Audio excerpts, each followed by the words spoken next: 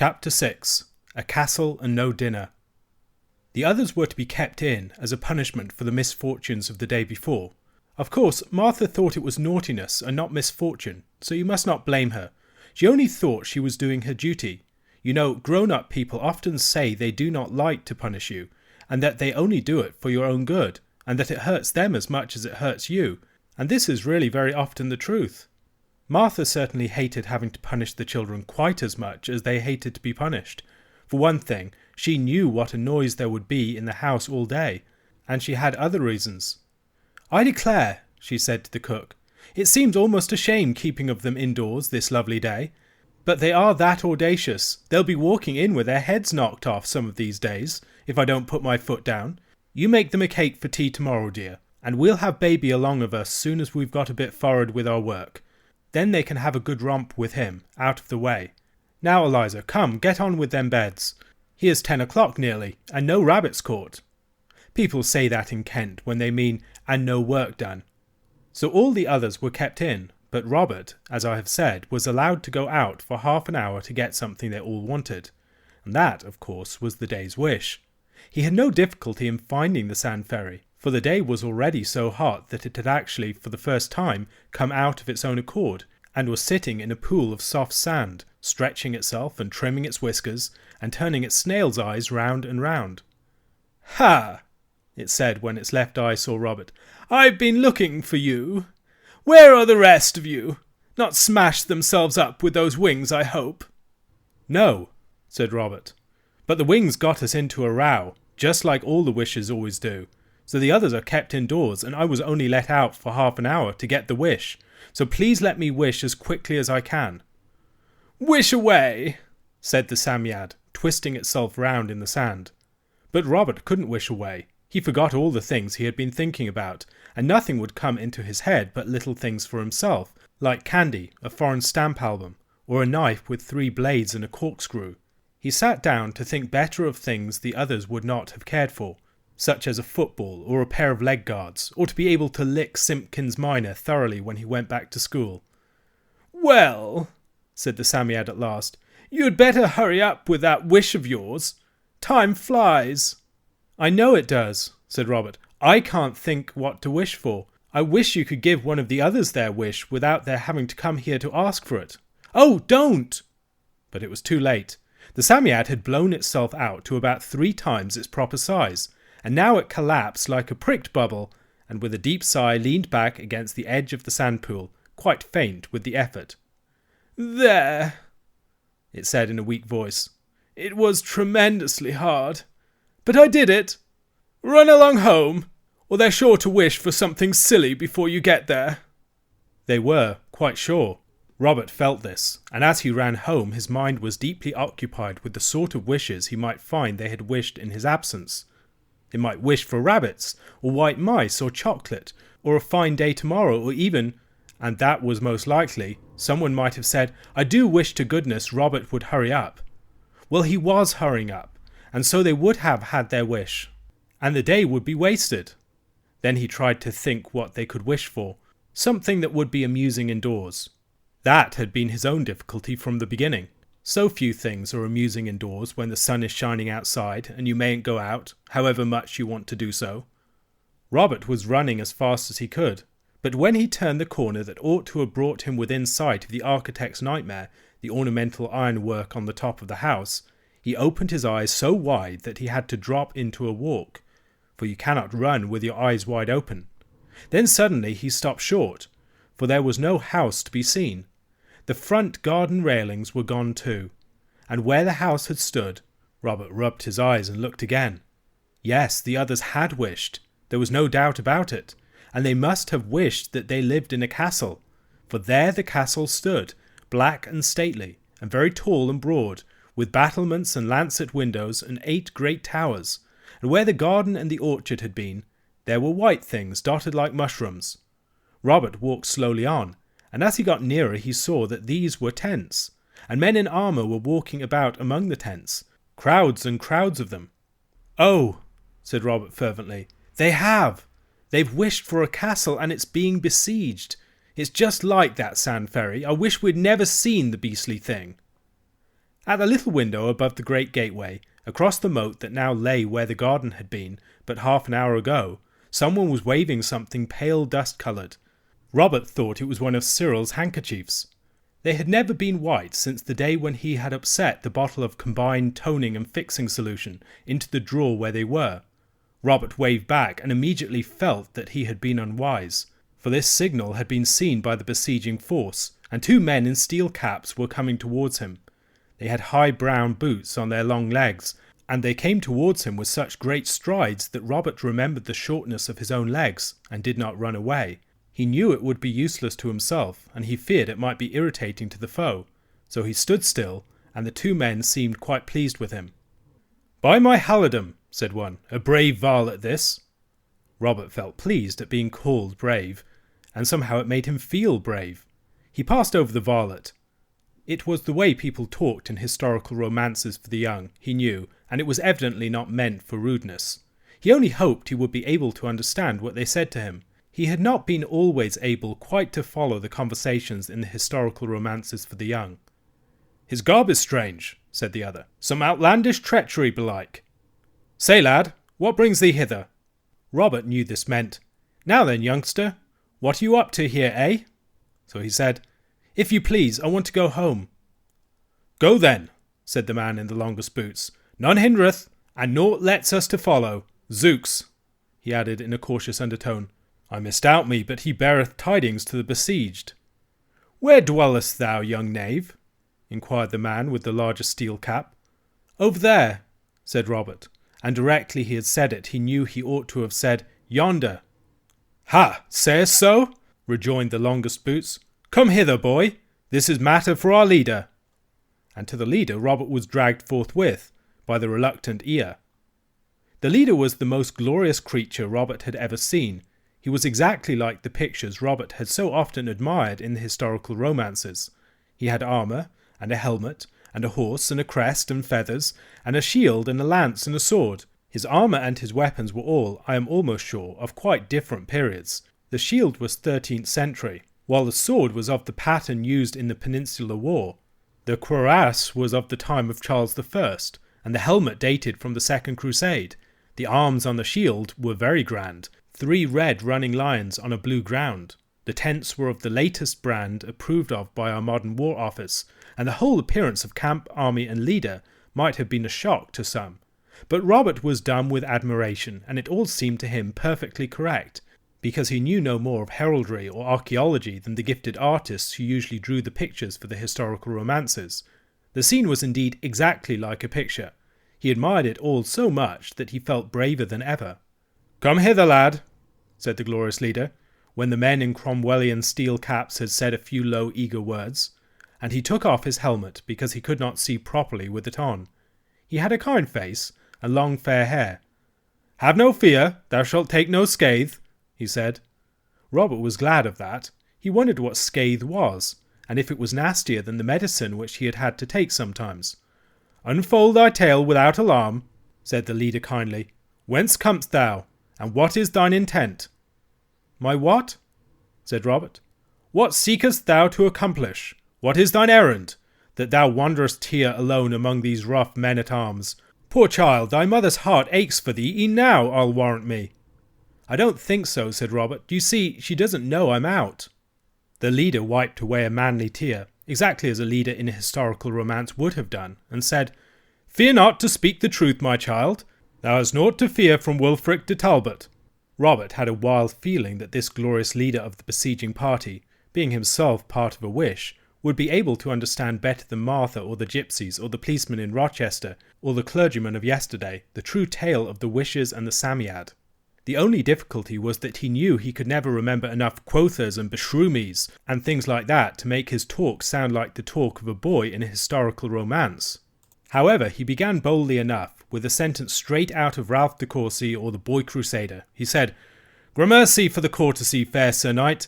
The fact is, it's like this, and I hope you're not in a hurry, because the story's rather a breather. Father and mother are away, and when we went down playing in the sandpits we found a Psammead." "I cry thee mercy, a Psammead?" said the knight. "Yes, a sort of fairy or enchanter. Yes, that's it, an enchanter. and he said we could have a wish every day, and we wished first to be beautiful." "Thy wish was scarce granted," muttered one of the men-at-arms, looking at Robert, who went on as if he had not heard, though he thought the remark very rude indeed. "And then we wished for money, treasure, you know, but we couldn't spend it. And yesterday we wished for wings, and we got them, and we had a ripping time to begin with." "Thy speech is strange and uncouth," said Sir Wulfric de Talbot. "Repeat thy words. What hadst thou?" "A jolly... No, we were contented with our lot, that's what I mean. Only after we got into an awful fix." "What is a fix? A fray, mayhap?" "No, not a fray. A tight place." "A dungeon? Alas for thy youthful fettered limbs," said the knight with polite sympathy. "It wasn't a dungeon, we just encountered undeserved misfortunes," Robert explained. "And today we are punished by not being allowed to go out. That's where I live," he pointed to the castle. "The others are in there, and they're not allowed to go out. It's all the the enchanter's fault. I wish we'd never seen him." "He's an enchanter of might?" "Oh yes, of might and main, rather." "And thou deemest that it is the spells of the enchanter whom thou hast angered that have lent strength to the besieging party," said the gallant leader. "But know thou that Wulfric de Talbot needs no enchanter's aid to lead his followers to victory." "No, I'm sure you don't," said Robert with hasty courtesy. "Of course not, you wouldn't, you know. But all the same, it's partly his fault. But we're most to blame. You couldn't have done anything if it hadn't been for us." "How now, bold boy?" asked Sir Wulfric haughtily. "Thy speech is dark, and eke scarce courteous. Unravel me this riddle." "Oh," said Robert desperately, "of course you don't know it, but you're not real at all.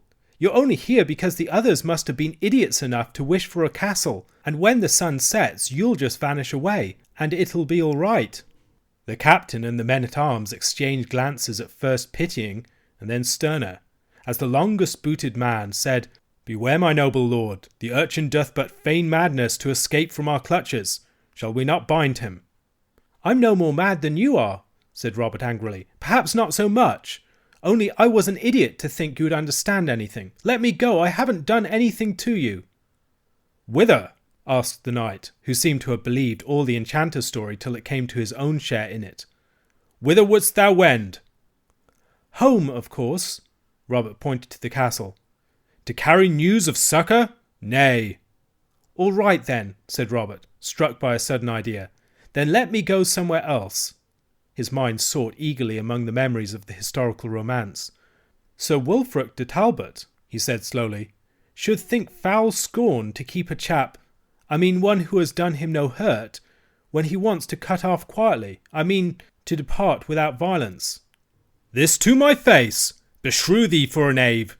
replied Sir Wulfric, but the appeal seemed to have gone home. "Yet thou sayest sooth," he added thoughtfully.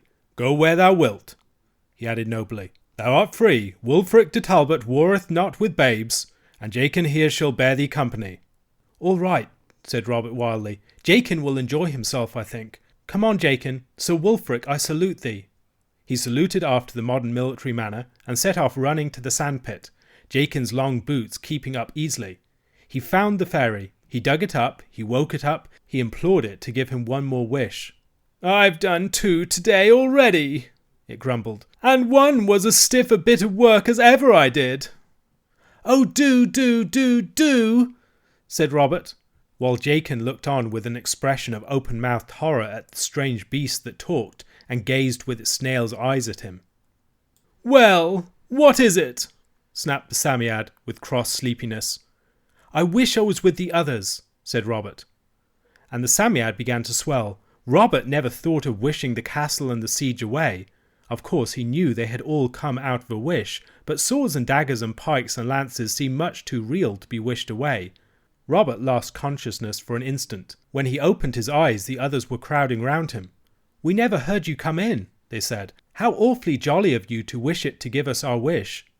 "Of course we understood that was what you had done. But you ought to have told us. Suppose we had wished something silly." "Silly?" said Robert, very crossly indeed. "How much sillier could you have been, I'd like to know? You nearly settled me, I can tell you." Then he told his story, and the others admitted that it certainly had been rough on him. But they praised his courage and cleverness so much that he presently got back his lost temper and felt braver than ever, and consented to be captain of the besieged force. "We haven't done anything yet," said Anthea comfortably. "We waited for you. We're going to shoot at them through these little loopholes with the bow and arrows Uncle gave you, and you shall have first shot." "I don't think I would," said Robert cautiously. "You don't know what they're like near to. They've got real bows and arrows, an awful length, and swords and pikes and daggers and all sorts of sharp things. They're all quite real. It's not just a picture or a vision or anything. They can hurt us, or kill us even, I shouldn't wonder. I can feel my ear all sore yet. Look here, have you explored the castle? Because I think we'd better leave them alone as long as they let us alone. I heard that Jakin man say they weren't going to attack till just before sundown. We can be getting ready for the attack. Are there any soldiers in the castle to defend it?" "We don't know," said Cyril. "You see, directly I'd wished we were in a besieged castle, everything seemed to go upside down. And when it came straight, we looked out of the window and saw the camp and things, and you. And of course we kept on looking at everything. Isn't this room jolly? It's as real as real." It was. It was square with stone walls 4 foot thick and great beams for ceiling. A low door at the corner led to a flight of steps up and down. The children went down. They found themselves in a great arched gatehouse. The enormous doors were shut and barred. There was a window in a little room at the bottom of the round turret, up which the stair wound, rather larger than the other windows, and looking through it they saw that the drawbridge was up and the portcullis down. The moat looked very wide and deep. Opposite the great door that led to the moat was another great door, with a little door in it. The children went through this, and found themselves in a big courtyard, with the great grey walls of the castle rising dark and heavy on all 4 sides. Near the middle of the courtyard stood Martha, moving her right hand backwards and forwards in the air. The cook was stooping down and moving her hands, also in a very curious way. But the oddest, and at the same time most terrible thing, was the lamb, who was sitting on nothing, about 3 feet from the ground, laughing happily. The children ran towards him. Just as Anthea was reaching out her arms to take him, Martha said crossly, "Let him alone. Do, miss, when he is good." "But what's he doing?" said Anthea. "Doing? Why, a setting in his high chair as good as gold, a precious, watching me doing of the ironing. Get along with you, do. My iron's cold again." She went towards the cook, and seemed to poke an invisible fire with an unseen poker. The cook seemed to be putting an unseen dish into an invisible oven. "Run along with you, do," she said. "I'm behindhand as it is. You won't get no dinner if you come a-hindering of me like this. Come, off you goes, or I'll pin a dishcloth to some of your tails." "You're sure the lamb's all right?" asked Jane anxiously. "Right as 9pence if you don't come and settling of him. I thought you'd like to be rid of him for today, but take him if you want him, for gracious sake." "No, no," they said, and hastened away. They would have to defend the castle presently, and the lamb was safer even suspended in mid-air in an invisible kitchen than in the guardroom of the besieged castle. They went through the first doorway they came to, and sat down helplessly on a wooden bench that ran along the room inside. "How awful," said Anthea and Jane together, and Jane added, "I feel as if I was in a lunatic asylum." "What does it mean?" Anthea said. "It's creepy, I don't like it. I wish we'd wished for something plain, a rocking horse or a donkey or something." "It's no use wishing now," said Robert bitterly, and Cyril said, "Do be quiet, I want to think." He buried his face in his hands, and the others looked about them. They were in a long room with an arched roof. There were wooden tables along it, and one across at the end of the room, on a sort of raised platform. The room was very dim and dark. The floor was strewn with dry things like sticks, and they did not smell nice. Cyril sat up suddenly and said, "Look here, it's all right. I think it's like this. You know, we wished that the servants shouldn't notice any difference when we got wishes, and nothing happens to the lamb unless we specifically wish it to. So of course they don't notice the castle or anything. But then the castle is on the same place where our house is, and the servants have to go on being in the house, or else they would notice. But you can't have a castle mixed up with our house, and so we can't see the house because we see the castle, and they can't see the castle because they go on seeing the house, and so—" "Oh, don't," said Jane. "You make my head go all swimmy, like being on a roundabout. It doesn't matter. Only I hope we shall be able to see our dinner, that's all, because if it's invisible, it'll be unfeelable as well, and then we can't eat it. I know it will, because I tried to feel if I could feel the lamb's chair, and there was nothing under him at all but air. And we can't eat air, and I feel just as if I hadn't had any breakfast for years and years." "It's no use thinking about it," said Anthea. "Let's go on exploring. Perhaps we might find something to eat." This lighted hope in every breast, and they went on exploring the castle. But though it was the most perfect and delightful castle you can possibly imagine, and furnished in the most complete and beautiful manner, neither food nor men-at-arms were to be found in it. "If you'd only thought of wishing to be besieged in a castle thoroughly garrisoned and provisioned," said Jane reproachfully. "You can't think of everything, you know," said Anthea. "I should think it must be nearly dinner-time by now." It wasn't, but they hung about watching the strange movements of the servants in the middle of the courtyard, because, of course, they couldn't be sure where the dining room of the invisible house was. Presently they saw Martha carrying an invisible tray across the courtyard, for it seemed that, by the most fortunate accident, the dining room of the house and the banqueting hall of the castle were in the same place. But oh, how their hearts sank when they perceived that the tray was invisible. They waited in wretched silence while Martha went through the form of carving an unseen leg of mutton and serving invisible greens and potatoes with a spoon that no one could see. When she had left the room, the children looked at the empty table and then at each other. "This is worse than anything," said Robert, who had not till now been particularly keen on his dinner. "I'm not so very hungry," said Anthea, trying to make the best of things, as usual. Cyril tightened his belt ostentatiously. Jane burst into tears.